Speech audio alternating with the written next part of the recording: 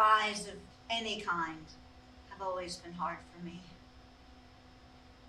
I've been back here several times since the incident.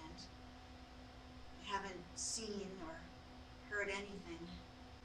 Whatever was here is gone.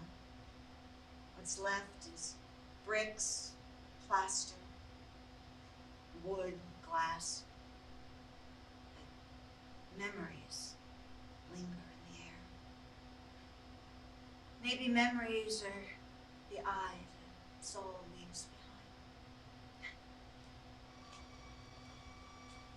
behind. I've spent a quarter of a century processing my father's death. People say, talk, write, share his stories. That's sometimes hard to do. Like many people with celebrity parents, I had two dads in one. The dad who generously shared his film collection with students and actors and directors. And the dad who wouldn't spend a nickel to clean the house or buy his clothes.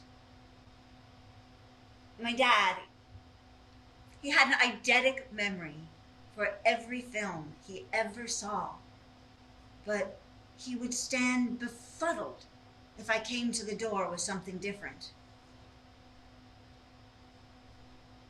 It's me, Dad.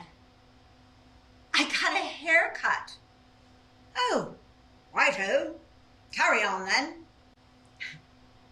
Life with my dad was certainly not easy. But life without him, just as hard. I'm Violet Ward, named after Violet Wilkie, a bit player I'm sure none of you have ever heard of. Am I right? Right. Okay. So, a little lesson in film history. Violet Wilkie played young Flora in D.W. Griffith's The Birth of a Nation. She had a career lasting 4 years before retiring at 14, although she lived to be 70-something. I often wondered why my dad never gave me a more prestigious name, like Lillian Gish Ward, Gloria Swanson Ward. My younger brother, James, is James Whale Ward, one of the greatest directors of the early sound period. I mean, even our pets had illustrious names. D.W. Fluffy and Frank Catper.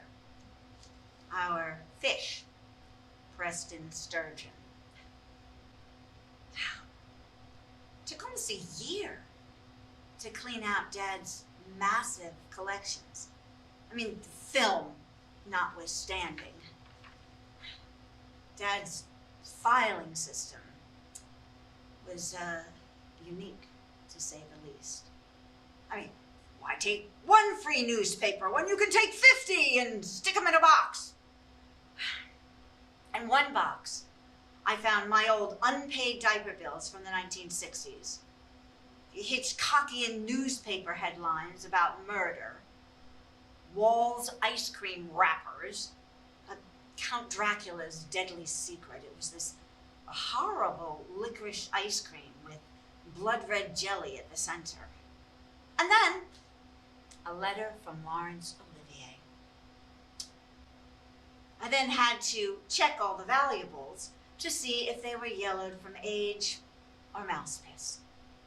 And 1-800-JUNK, they filled an entire dumpster with garbage. Yeah, I wasn't there for that.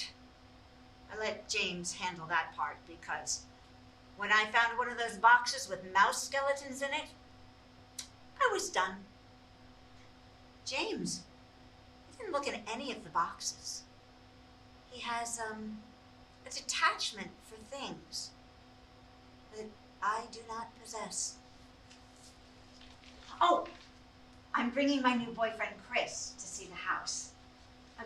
Chris never met Dad, mostly because Dad was so ill, but also because Dad never approved of anyone that I dated or married. Dad wasn't big on Christmas or birthday cards. When I got divorced, he sent me a congratulations on your marriage card with the word marriage crossed out and the word divorce in big black letters.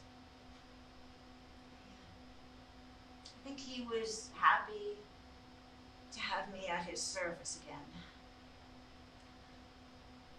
I was happy too to have the time. Time, it isn't the main thing. It's the only thing.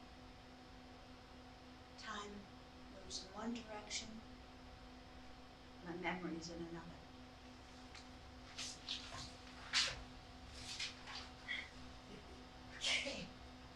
Whoa. Can't believe this is where you grew up. It's so opulent. Yeah, that's them, not us. The Clintons lived right down the street, and Harrison Kennedy, the soap star, a few houses down. Up until a few weeks ago, this entire place was filled with film, floor to ceiling. I mean, even the bathrooms. And there were dark curtains everywhere because light wouldn't fade the film, you know. We didn't exactly live like any of the kids in the neighborhood, or any kids anywhere, really. Ready? Are you? Hope so. Oh. Whoa. Wow. It's huge. The Yeah? ceilings. Never realized how big it was. Could have really been a home. I wonder what that would have been like. You okay? Dad died right over there, Ooh. on that couch. But with all the clutter, the EMS guys, they couldn't get the gurney in.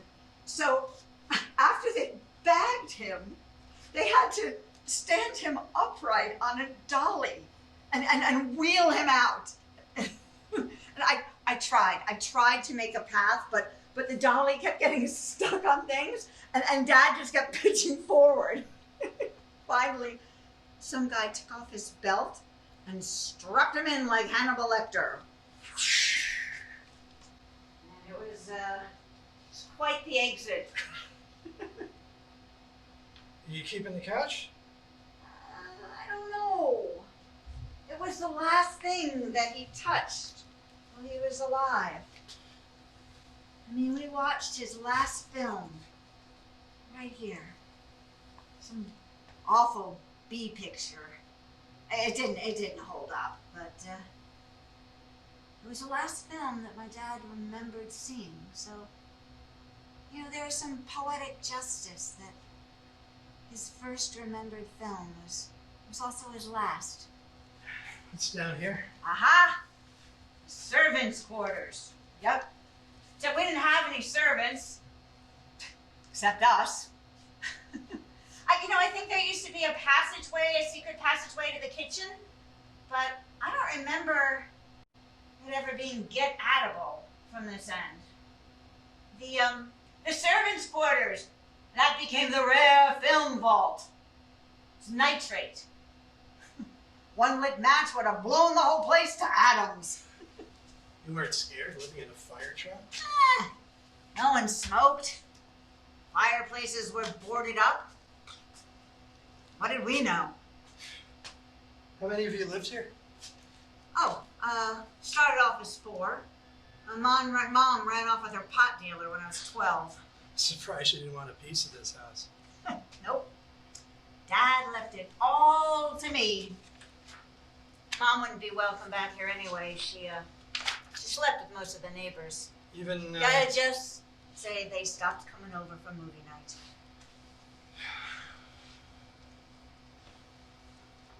What about your brother? James. It was a complicated relationship. Dad got all Joan Crawford at the end and left James out of the will. If I wind up selling the place, I definitely share the profits, but I'm thinking maybe I want to try to start living here again. You know, clear the ghosts of my childhood. Come on. Think you could stand it? Yeah, I think I'd go postal after a few days.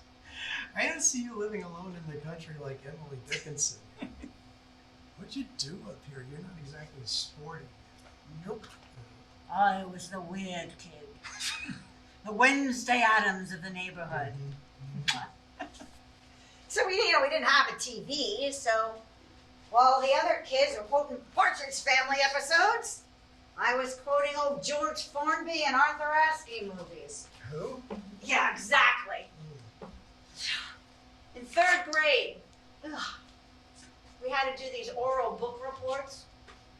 Everybody did Charlie and the Chocolate Factory or some Little House on the Prairie shit.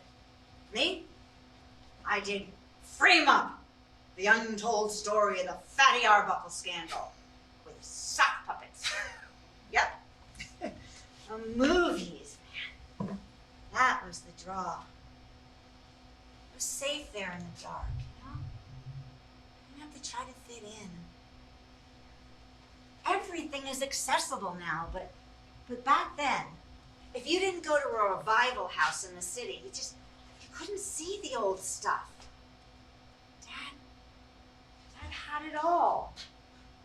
Even the stuff nobody ever wanted to see.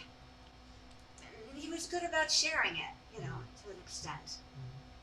I had the best parties. Abbott Costello meets Frankenstein. Frankenstein meets the Wolfman. The entire upstairs was a movie theater. Only problem was, Dad didn't allow talking of any kind. Not ever. And no popcorn. And anyone rattling candy wrappers was unceremoniously removed. So, after a while, only the diehards remained. Till my 10th birthday, anyway. Oh, my God! Look at this! There is salt in here from the 1970s. Look at these labels. It's vintage. It might be worth something. So what happened on your birthday? Oh, my dad decided to show a movie called The Biscuit Eater. It makes Old Yeller look like Singing in the Rain. What's wrong with eating biscuits? I love a good biscuit. Ah, okay. In this case, a biscuit eater is a hunting dog that kills its prey instead of taking it back to its master. Okay. In this movie, there's this boy, young kid, that trains his own dog that everyone thinks is a runt or a loser. And then, climax of the movie, the boy and his dog go up against the dad in this big competition. The boy learns that if the dad loses the competition, they lose the farm or something. So the boy starts verbally abusing his dog. You're a biscuit eater, biscuit eater. And the dad wins the contest. So that night, the dejected dog jumps over the fence to see his doggy girlfriend and his puppies. And the dad shoots him. Bang! The kid takes his dead dog in his arms. Bro!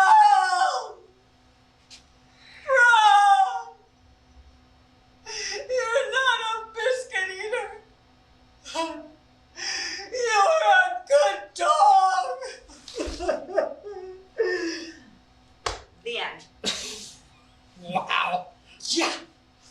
Every single kid left my house in tears. And not just crying, heaving sobs. Everybody up here had dogs, except us. And Dad never saw the reason for social encounters that didn't involve film. And Mom, well, you know, nobody wanted Mom around here for obvious reasons, so my social life became virtually non-existent. My job became serving coffee and cookies to all the film people that came to the house. The kids didn't come around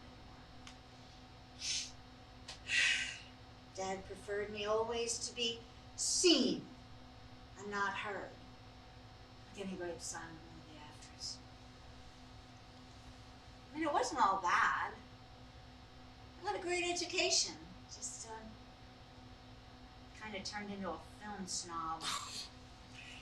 Elitist, not snob. Aw, thank you. Ugh! Mwah.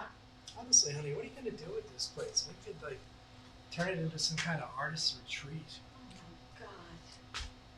Look at this. It's like 8 jars of bloater paste.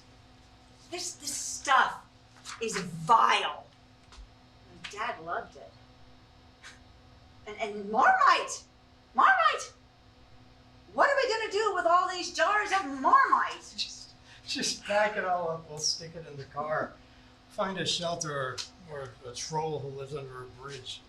It's overwhelming. Without the stuff, the clutter, it just doesn't feel like home. I was only a year old when we moved here. Dad used to say, my first words were Daddy, Mommy, and calm. You know, I have a vague memory of being able to play over there, but by the time I was 6, it was just a maze of boxes and film cams. You know, only the basement remained film free, you know, because it was damp, not good for film. So my brother and I used to go down there treasure hunting. It's the only place that Mom could keep anything of hers. I haven't been down there for months. It's too scary. Spiders? Because I draw the line at spiders. No, it was worse. There is nothing worse than spiders in my eyes.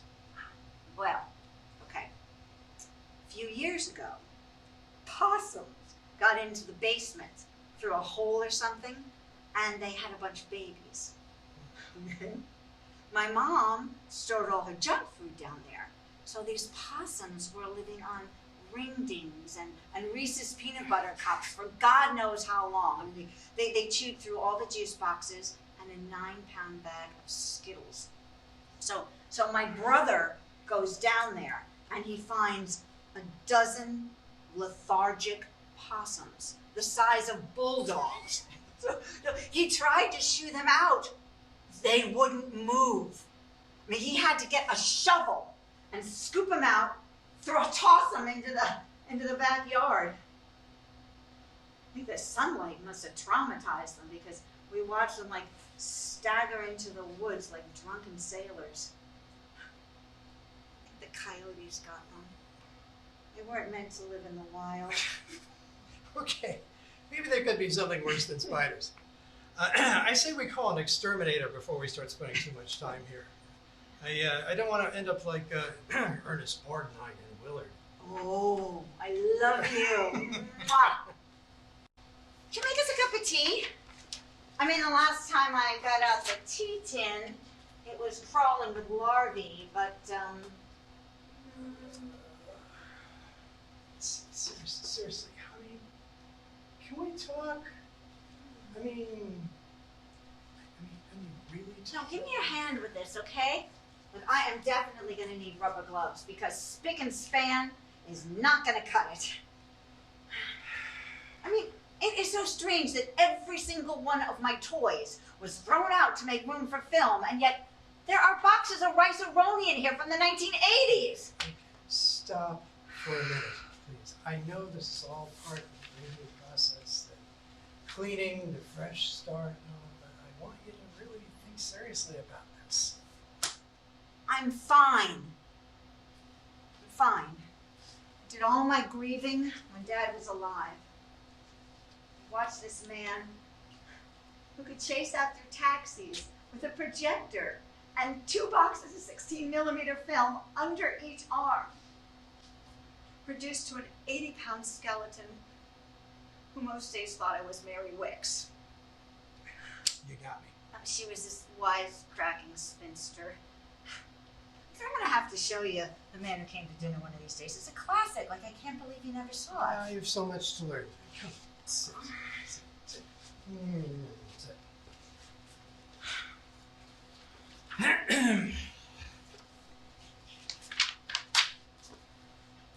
All right, I know what you're thinking. You usually do.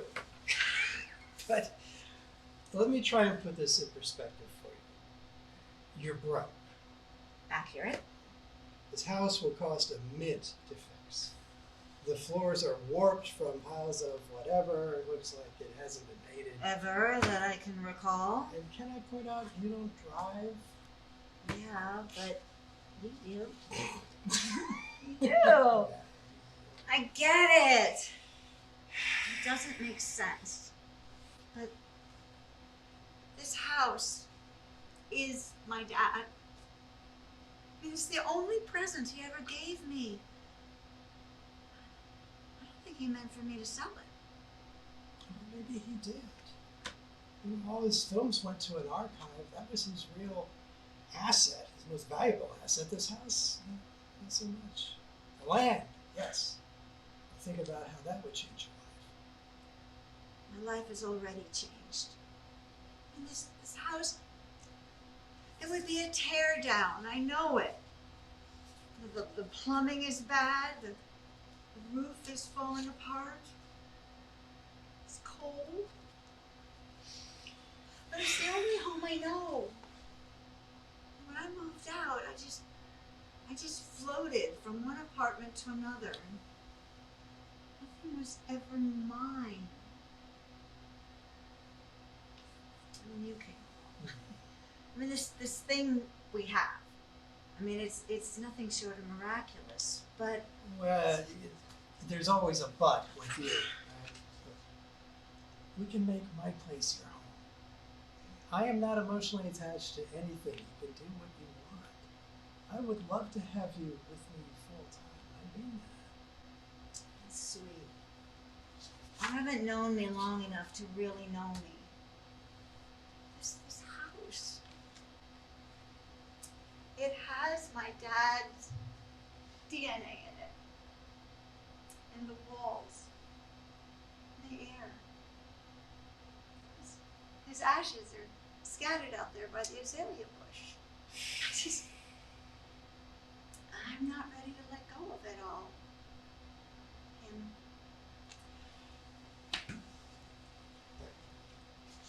It'll take a while to sell.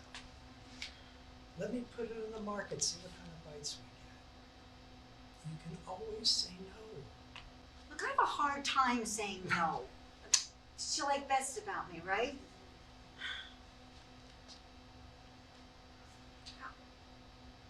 How long do you think a while is?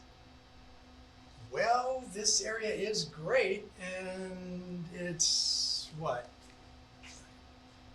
4 acres? 3.5? What do you have to the commission? Of course not. I was a little mean. See? I can be snarky. Just wait till you get to know me when I'm not in full crisis mode. Full-blown harpy, my dad used to say. Go, I'll think about putting it on the market. Think about it. It's too soon. I have some ghosts to chase first. Is there even a bed? Aha! That's what I love about you. Always ready for action. Mine used to be upstairs.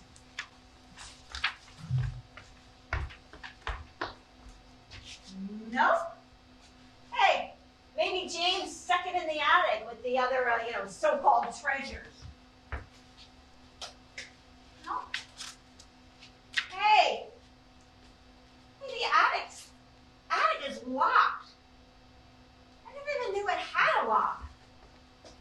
I'm gonna have to call James first thing in the morning. Weird.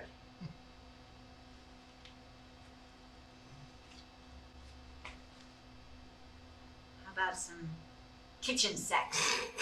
Come on. I can assure you that's never been done before. Well, that's one way to christen the house.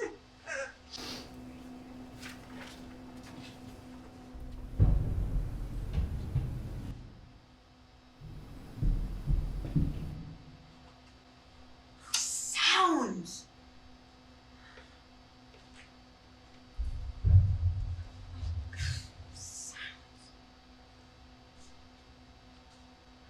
I don't remember any of those sounds when I was living here. Of course, there was all this stuff. Barrier to muffle all the sounds of a house settling. And then there was the constant whir of the projector at all times. Huh. Maybe that explains my sleep issues. As a kid, I fell asleep to the muted sounds of films wafting into my bedroom. Or the sound of my dad typing. He was the fastest two-finger pecker in New York City. Oh, when I was 9, I was banished to my room because my dad had a new print that was not meant for a child's eyes.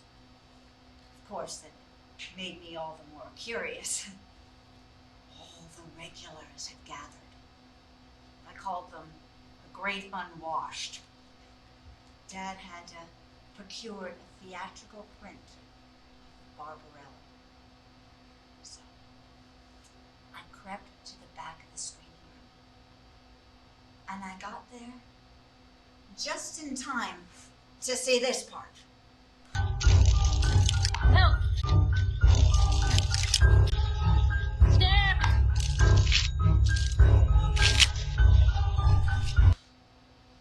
Oh my God. The dolls. Poor Jane Fonda.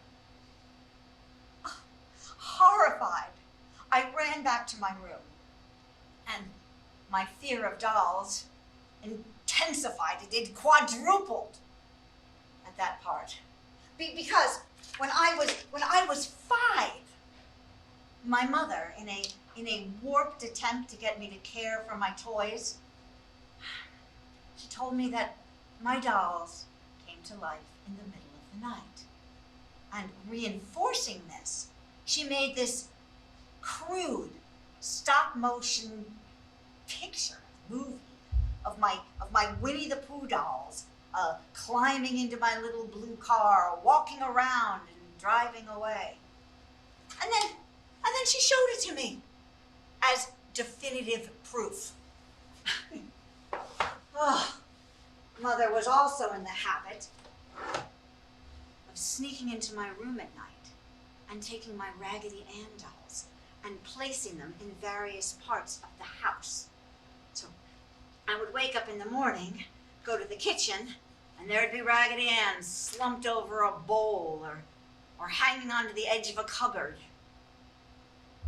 I was petrified. This began my codependent relationship with inanimate objects. So I had this tiny little toilet next to my bedroom, and I made that into my doll hospital. I secretly kept my dolls there in beds made of shoe boxes and t-shirts. Every night, I would read to them for hours. And not out of love, but out of fear and guilt. That if I didn't pay enough attention to them, something bad would happen. It's pretty much how I've conducted every relationship in my life since.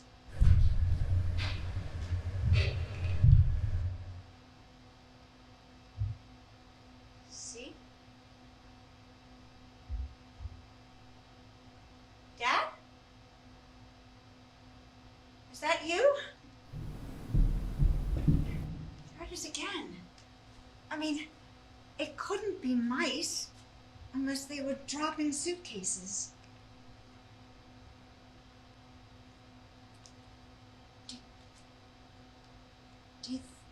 you think it could be Dad? I know. I know my go-to response is always a ghost. Not a bird that flies in through the window or a possum. A ghost.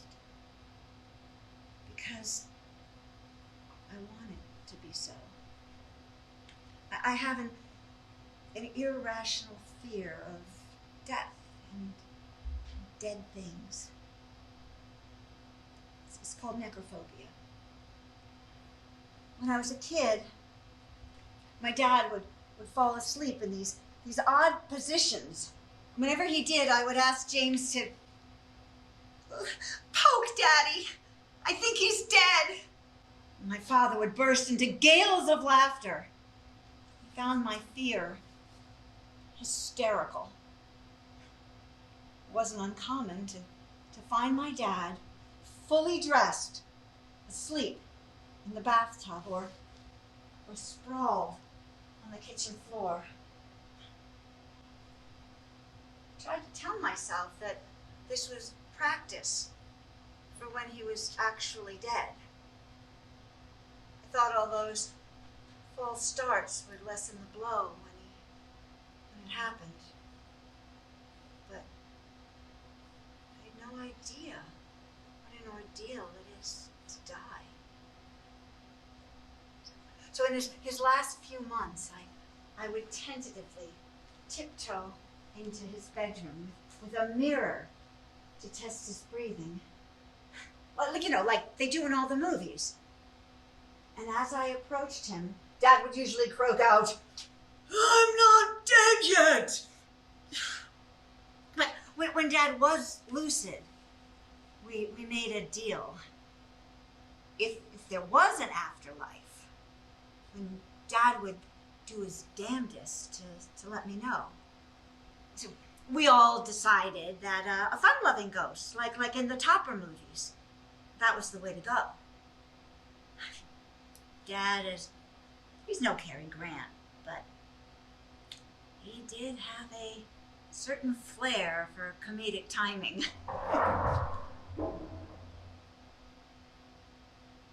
See? Dad? Dad? Is that you?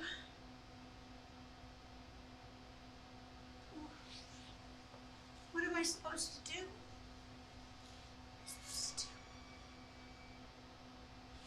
Why is the attic locked, Dad? It's locked from the inside. Is that where you want to be? I know you're always getting stuck in the oddest places. Remember that time that I came home and you had your head stuck in the ladder?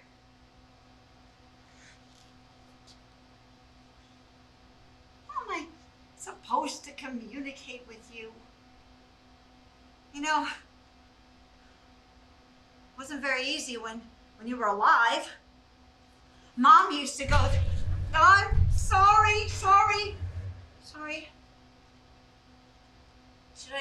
Should I not be mentioning Mom?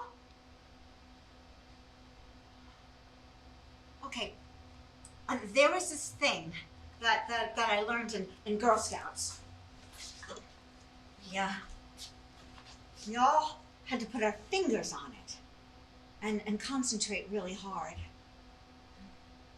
I'm pretty sure those Girl Scouts were lousy cheaters, but I'm gonna give it a try.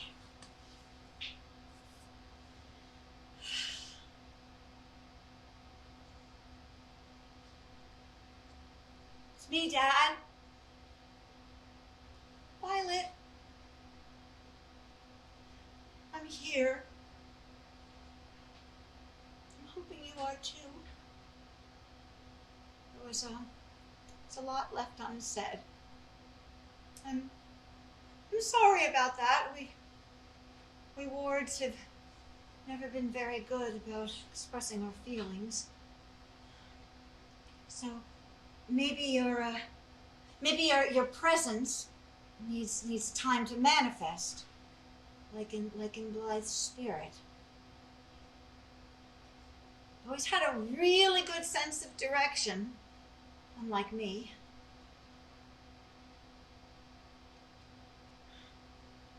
No. Wherever you were, Dad, wherever you were, you could always find your way home. Okay, so maybe if you can't speak yet, maybe you could waft in a smell, like in The Uninvited. We both love that movie. It would be just like you to reference it. What smell?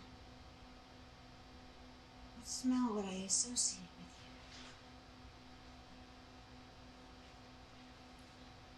you? Baked beans. Baked beans on toast. Should we try that?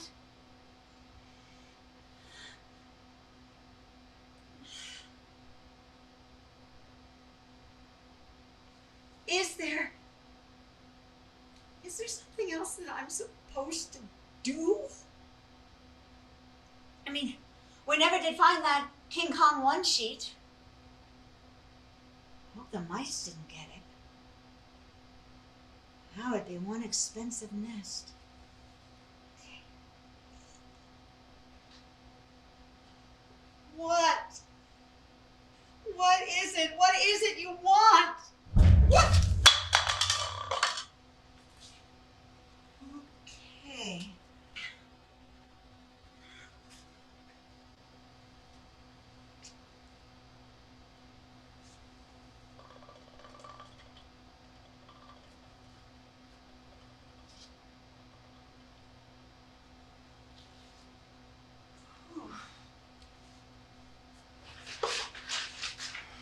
Nice what you've done with the place. Ooh. I haven't exactly had time for decorating or shopping. Or eating.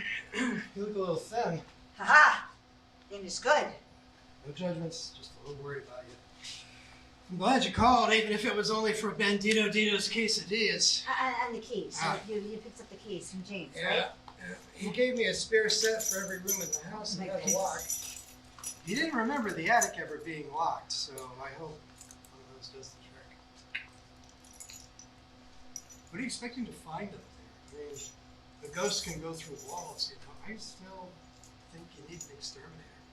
I'm not exterminating anything. I think Dad's trying to tell me something. Yeah. You smell something? Sweetie, look, I know you miss your dad, okay? But the likelihood is that the sounds you're hearing are an animal. You know, raccoons can do a lot of damage and they could be rabid. No, but what if Dad reincarnated into some kind of furry animal? I mean, he loved animals. He talked to ducks. He loved prairie dogs and goats. He was especially fond of goats. Well, I can pretty much guarantee you don't have a goat in your attic, okay? I think you're becoming a little obsessed with this. I mean, you know, it's magical thinking, you know, and it's normal, you know, to a point. Yeah, but what point? There's something in this house. Did you smell something? Anything? Because I'm feeling eyes on me. Like Dad is waiting for me to do something or find something. Something that he couldn't tell me because in the last few weeks he was like in and out of delirium. What are you expecting? Like the lost reels of greed? Oh, haha, very nice reference. His dad wouldn't have kept that a secret. No, I'm stuck. I'm still trying to win his approval. Like I need validation for something that I did right or or forgiveness for something that I did wrong, or an apology for, I don't know, my childhood. The dead don't apologize. Okay? Come home. I am home. Come home with me. This is consuming you. It's just not healthy. What? You didn't go through any of this stuff when you lost your dad? I didn't have time. I was in college. The dean called me into his office. Said there'd been an accident. This is before cell phones, you know. So. Well, Dad had been driving back from Aunt Jones, and he must have fallen asleep at the wheel and veered off into a ravine. The car flipped over 3 times. Mom was a mess, understandably. A widow at 45. And I was the stalwart son who took care of everything and all the arrangements, brought his suit to the funeral home. But I couldn't see him, Hadn't been wearing his seatbelt.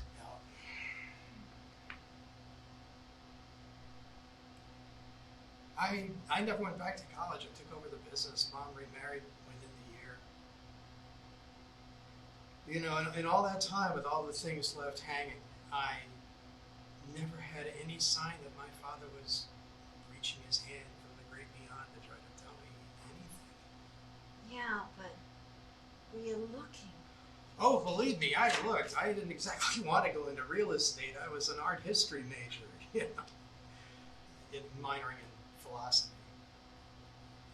But Mom moved in with the new husband, and I got all his stuff. I went through every coat pocket, rifled through all the paperwork, sat in his chair,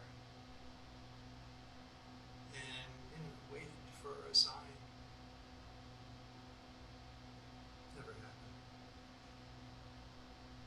He left everything to Mom. I had school loans up the wazoo, and it's fine. I'm not whining about it. I make good money now, and I have a way cool girlfriend who I would like to see more of. What? You're staring. You're sharing. Might have been a first. Listen, I'm going to ask you to do something weird. Not that, get your mind out of the gutter. Okay, think something happened the last time. So, just put your fingers lightly on the glass. And don't press down too hard or it won't move. I'm not doing this. It's the power of your unconscious mind that moves the glass. Hey, as a philosophy student, aren't you supposed to examine all the consequences before coming to a rational decision? I dropped out 27 years ago. I don't remember any of that shit. For me. Do it for me. I'll show you my boobs. Okay.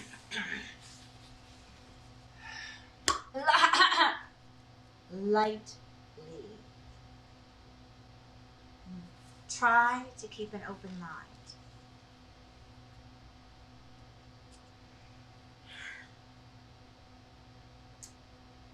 Hi, Dad. It's me, Violet.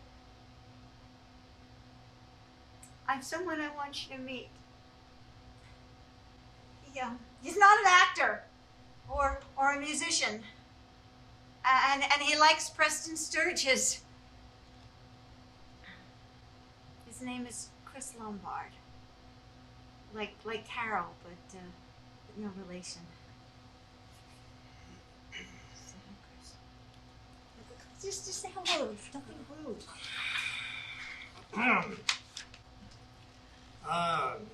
Hello, Mr. Ward. This is awkward. So Chris needs a little prodding, Dad, because he's a skeptic. Like Dana Andrews in Night of the Demon. That's another one I have to show you. Oh, come on, Dad.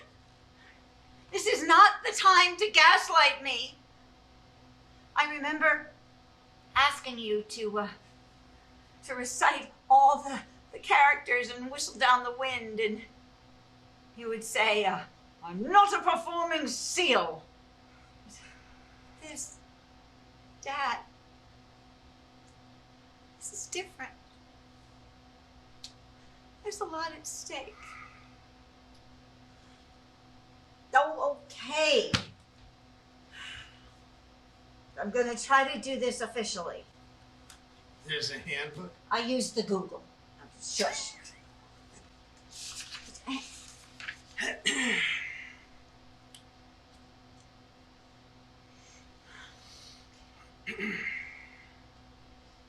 If you are among us, Dad, please speak to us. Be here now with us in this sacred place. Indicate your presence by moving this glass.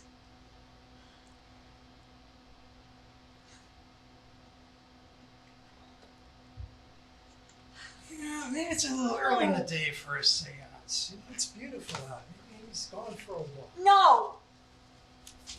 He is here! He's here! I'm gonna prove it to you.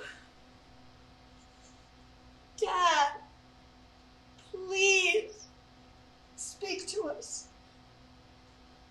Show yourself, Dad. Reveal yourself, Spirit. Come to me so that I know that you're real. Whoosh! You see? You see? That is not a fucking raccoon! Here, it came from the attic. Come on. Well, come on! Hurry up! Go! The other key! The other key! The other key! Ah! Oh! Lord! Oh!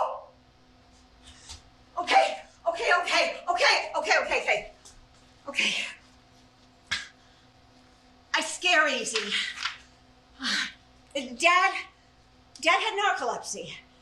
And he would sometimes go into the closet to get a film and somehow fall asleep standing up, somehow managing to close the door behind him. And I would come home from school, open the closet door to hang up my coat, and a body would come out. I mean, Dad usually woke up before he hit the ground, but if I screamed, he'd get really upset. Why are you screaming? I'm your father. As if every kid had bodies falling out of closets like an Abbott and Costello movie. But it wasn't monsters I was afraid of. I always knew who the real monsters were.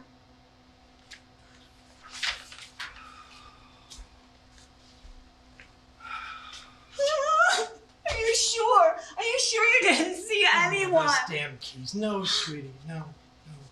Whoever it was heard us coming and got away quickly. Really quickly. That's a very big yard. The police didn't even find footprints in the grass. They must have leaped like a gazelle. I'd be so fucking naive. I could have been killed. How could you possibly know? Why would anyone think someone was living in the attic? I told you should have gotten an exterminator. Oh, how did a person get up there? There isn't even a tree Police said it must have been someone who knew the house, someone who got in one day, right?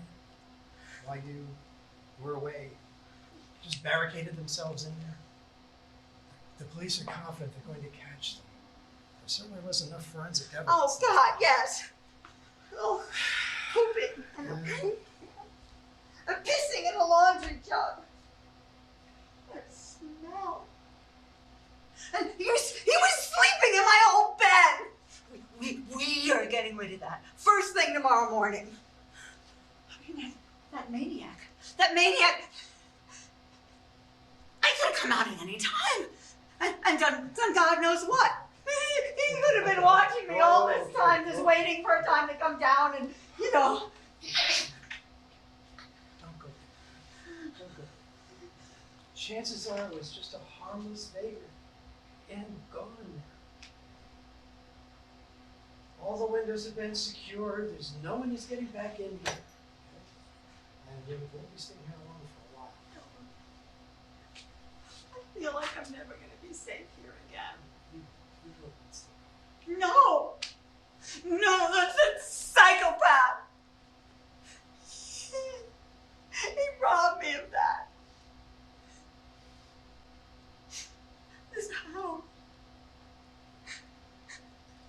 This house is truly empty now.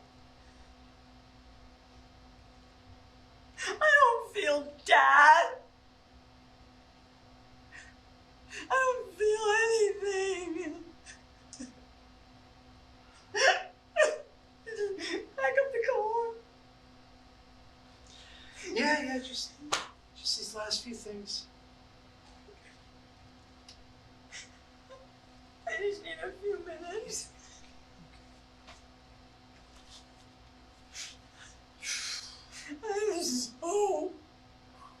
I'm so full of emptiness. In an instant, this house went from being filled with love or something to this. Ooh, where did it go? The energy, where did it go? You may have to build new energy, not fight with the old. Oh, that is a really spiritual statement for a philosophy student. Ex-student. Take all the time you need, okay? The police know how to reach you if they have any questions. Yeah. Or answers. Well, I hope. DNA testing might take a few days. I feel like such an idiot. Last year, James told me that the word gullible wasn't in the dictionary, so I grab it to look.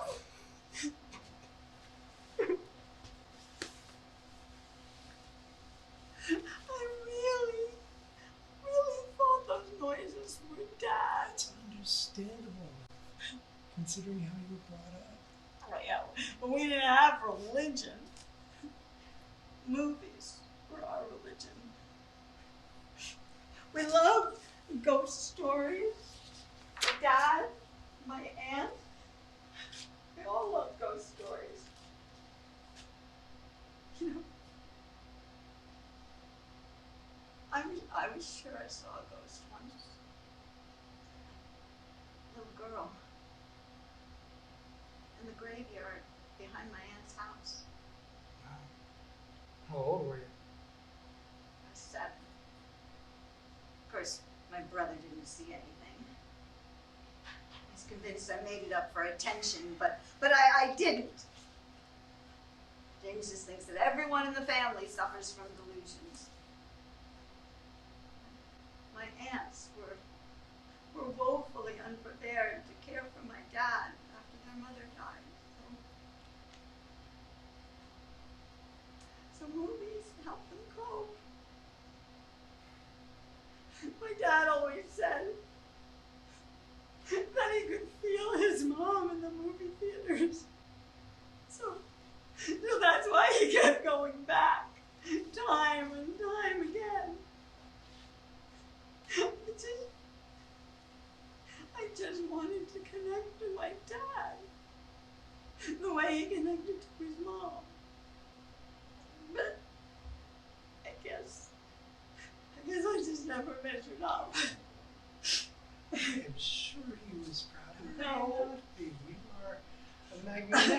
human with the most comprehensive knowledge. Oh, Lord.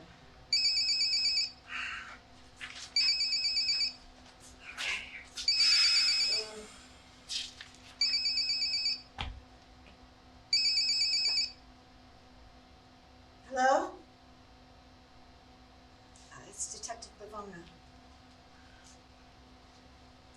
What? What? Yeah. You're kidding. So soon? What? How's that even possible? Oh, right. Fuck. Contrite my ass.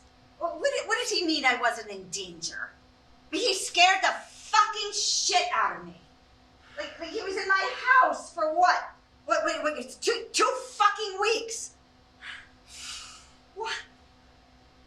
Why me? How did he even get in? What? What? Are you fucking kidding me? Yeah. I fucking know fucking Brian Gardner. Yes, I will definitely be pressing charges. We'll be right down. Sorry for all the cursing, Detective. I'm just fuck. Sorry. Yeah. We'll see you soon. So, bye. What? Fucking Brian Gardner! So you know him? He's my fuckhead ex-husband! God damn it.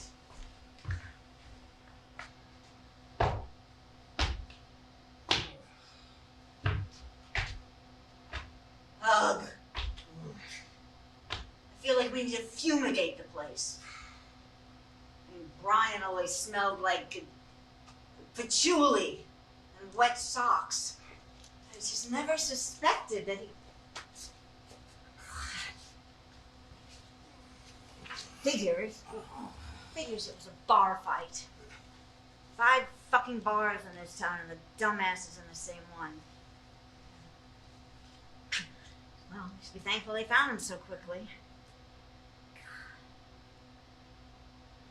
I had no idea he was homeless. He must have snuck in when they were moving the film out. Shitty windows. No locks. Too bad they couldn't keep him longer. Trespassing. Misdemeanor. Not even a burglary. Unless you count the jars of bloater paste that he pilfered from the cupboard. You'd think 2 weeks of bloater paste would be punishment enough. There's only one thing that bothers me. So, the detective said Brian swears he wasn't in the house this afternoon. And there are people in the bar that cooperated. Backing him up. I mean, I know they're a bunch of fucking drunks, but apparently Brian's been on a bar stool since noon. So what are you saying? That noise wasn't him? We're back to the lead-footed raccoon?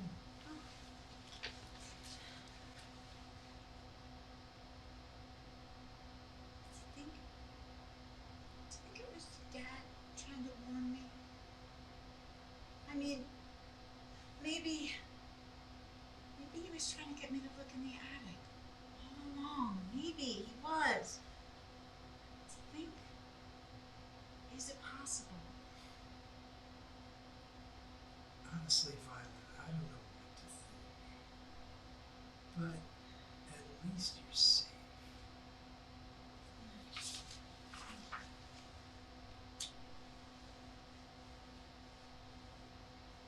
Wait. You smell something?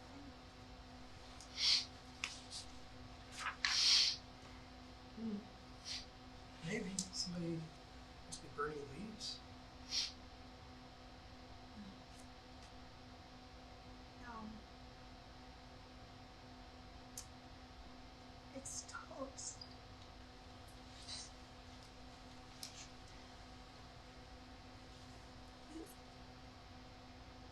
baked beans on toast.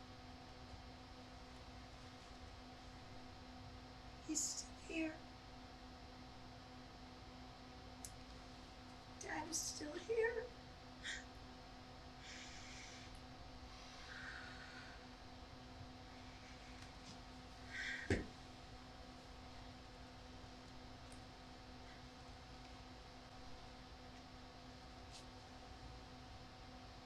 You okay? Yeah. I'm good.